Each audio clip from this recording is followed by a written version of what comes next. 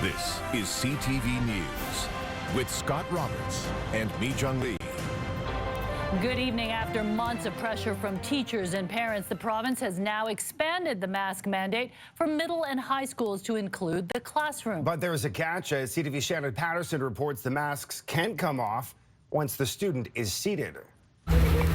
At North Vancouver's Argyle Secondary School, most students wear masks during lessons. I'd say out of a class of 30, there's only 2 or 3 people that don't have their masks on. Everyone else does. Masks have been mandatory in middle and high school hallways and other common spaces for months.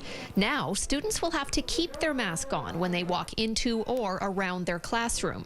But when they sit down at their desk or table or stand at their workstation, they're allowed to take them off. These are similar approaches to the requirements we have in offices or in restaurants, where you wear a mask when you're moving about, but not when you're seated. Students aren't office workers and don't sit at a desk by themselves. They sit at tables, they sit shoulder to shoulder, at desks in rooms that are, quite crowded.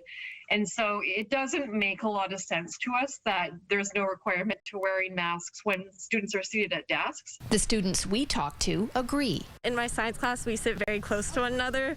So if someone was sitting beside me without a mask, I wouldn't feel safe. Masks should be mandatory in schools all the time. Whether you're learning or sitting in the halls with your friends, they should be on all the time. The teachers union is also questioning why older students in K-7 elementary schools won't have to wear a mask, where those in middle school in the same grades will. Students who are in grades 6 and 7, will have to wear masks in some school settings and not others. And again, there's lots of situations in elementary schools where there are different rules for older students than for younger students. As long as older elementary school students are exempt from wearing masks and high schoolers can take them off during lessons, teachers and some students say this new mandate doesn't go far enough.